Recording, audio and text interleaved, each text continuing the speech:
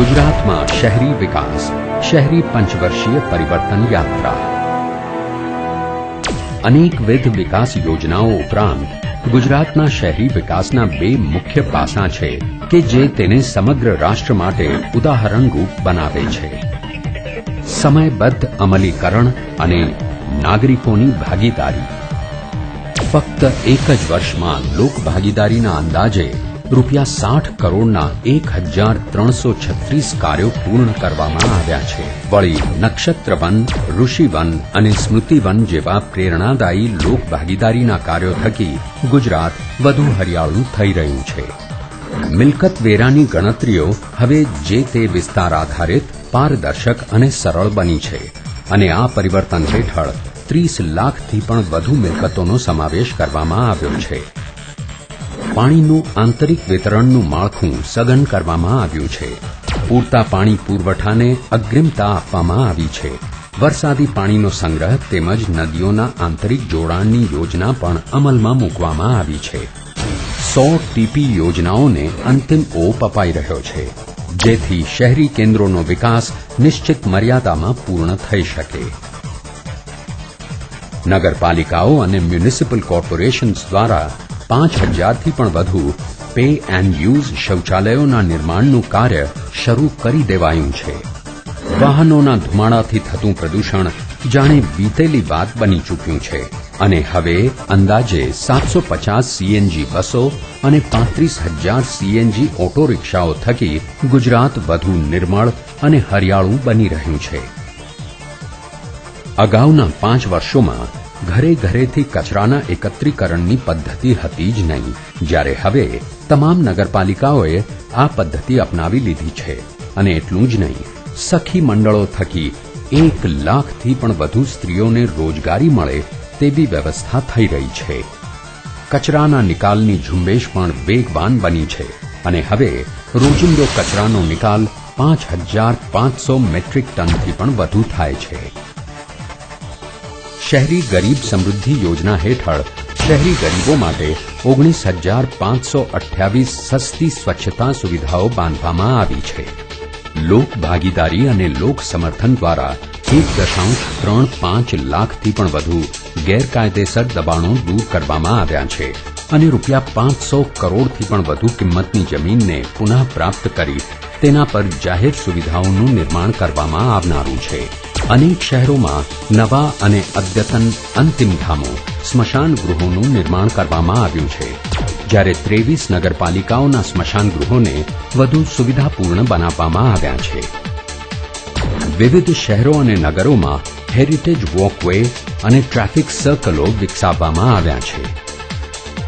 રાજકોટમાં 11,000 લાખ તથા અમદાવાદમાં ₹493.32 કરોડનું મૂડીરોકાણ ધરાવતી 58 કિલોમીટર લાંબા જનમાર્ગની યોજનાને મંજૂરી મળી ગઈ છે.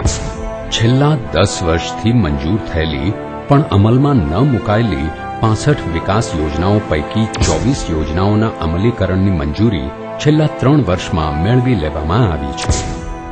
સાબરમતી નદીના પટના રિવરફ્રન્ટના વિકાસની યોજનાનું કાર્ય યુદ્ધના ધોરણે પૂર્ણતા તરફ આગળ વધી રહ્યું છે. રાષ્ટ્રની આ પ્રકારની સૌ પ્રથમ અને આગવી એવી આ યોજના પૂર્ણ થયા બાદ સાબરમતી નદી ગુજરાત માટે એક આગવી અસ્ક્યામત બની રહેશે અને તેના થકી અહીંના પર્યાવરણ તેમજ લોકોની જીવનશૈલીમાં પણ સુધાર થશે. રસ્તાઓ, બગીચાઓ, મનોરંજનના સ્થળો, સંમેલન કેન્દ્ર અને અનેક જાહેર સુવિધાઓ સાથે સાબરમતી રિવરફ્રન્ટ યોજના એક બહુપરિમાણીય યોજના છે, જે ફક્ત અમદાવાદ શહેરની સુંદરતામાં વધારો જ નહીં કરે, પરંતુ હજારો લોકો માટે રોજગારના અનેકવિધ વિકલ્પો ઊભા કરશે અને પર્યાવરણ માટે પણ લાભદાયી નીવડશે. પરિવર્તનોની આ યાદી ખૂબ લાંબી છે અને આ છેલ્લા 5 વર્ષમાં ગુજરાતે સફળતાના આ નિર્માણ માટે એક મજબૂત પાયો બનાવી લીધો છે, જેથી આગામી 5 વર્ષમાં ગુજરાતમાં પ્રત્યેક ચહેરા પર ખુશીઓનું સ્મિત હશે. ગુજરાતમાં શહેરી વિકાસ, શહેરી પંચવર્ષીય પરિવર્તન યાત્રા. ગુજરાતનો શહેરી વિકાસ ખરા અર્થમાં સર્વવ્યાપક અને બહુપરિમાણીય બની રહ્યો છે. શહેરી ગરીબો, ઝૂંપડપટ્ટીઓ અને ફેરિયાઓ માટે નીતિ વિષય સુધારાઓનો અમલ, અક્રુઅલ બેઝડ ડબલ એન્ટ્રી એકાઉન્ટિંગ સિસ્ટમનો અમલ, કાયદાઓનું સરળીકરણ અને સુધારા, અતિ જૂના અને વિસ્તૃત કાયદાઓમાં સુધારાના કાર્યની મહદ અંશે પૂર્ણાહુતિ, તેમજ એક સુગ્રથિત નગર યોજનાની નીતિનો અમલ વગેરે જેવી સિદ્ધિઓ હાંસલ કરી લેવામાં આવી છે.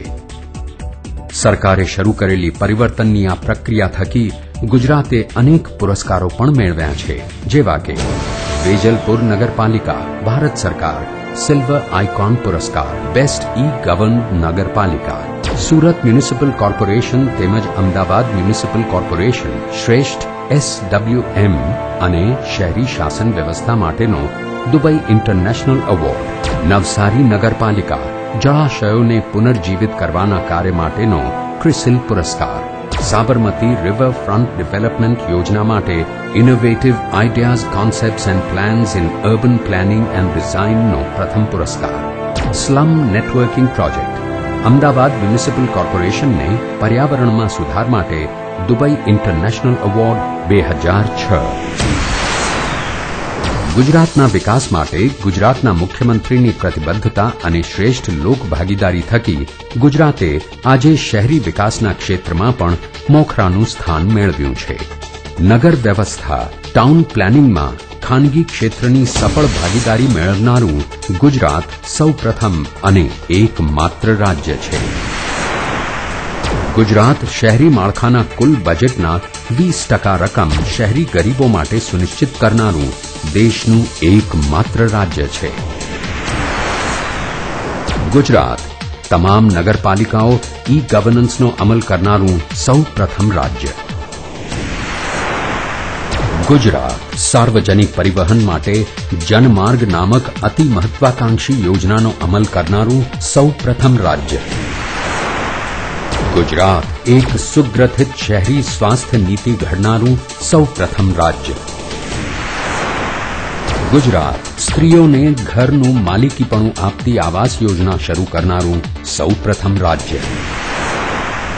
ગુજરાત દેશનો સૌથી લાંબો ફ્લાયઓવર ધરાવતું સૌપ્રથમ રાજ્ય. ગુજરાત શહેરી ગરીબો માટેની સર્વપ્રથમ ગરીબ સમૃદ્ધિ યોજના ઘડનારું સૌપ્રથમ રાજ્ય. ગુજરાત શહેરી ગરીબો માટે નવી આશાના કિરણસમી યોજના ઉમ્મીદ રજૂ કરનારું સૌપ્રથમ રાજ્ય. ગુજરાત કચરામાંથી કંચન બનાવતી ગાર્બેજ રિસાયકલિંગથી કાર્બન ક્રેડિટ મેળવવાની યોજના રજૂ કરનારું સૌપ્રથમ રાજ્ય. ગુજરાત શહેરી ગરીબ માટે તથા પ્રત્યેક શહેર અને નગરમાં સ્વચ્છ પાણી પૂરું પાડનારું સૌપ્રથમ રાજ્ય. ફક્ત એક જ વર્ષમાં ₹1,600 કરોડના ખર્ચે 8,500થી પણ વધુ યોજનાઓ પૂર્ણ કરવામાં આવી, તેમજ 1,100થી પણ વધુ યોજનાઓ પૂર્ણ થવામાં છે.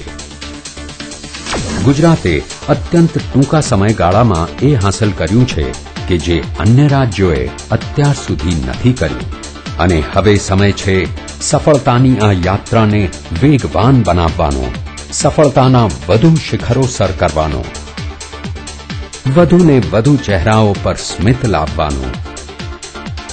હવે સમય છે પરિવર્તનના ઉચ્ચ પરિમાણો સર કરવાનો. નવી છે આશા નવી દિશા છે, ઉગ્યો સૂરજ પતિ નિશા છે, મૂંઝવણ વાળા ઈદ વિદ્યા સઘળી જંગો આપણ જીત્યા, સુવિધાનું સ્વર્ગ બન્યું સારું ગુજરાત, મારું ગુજરાત આપણું ગુજરાત.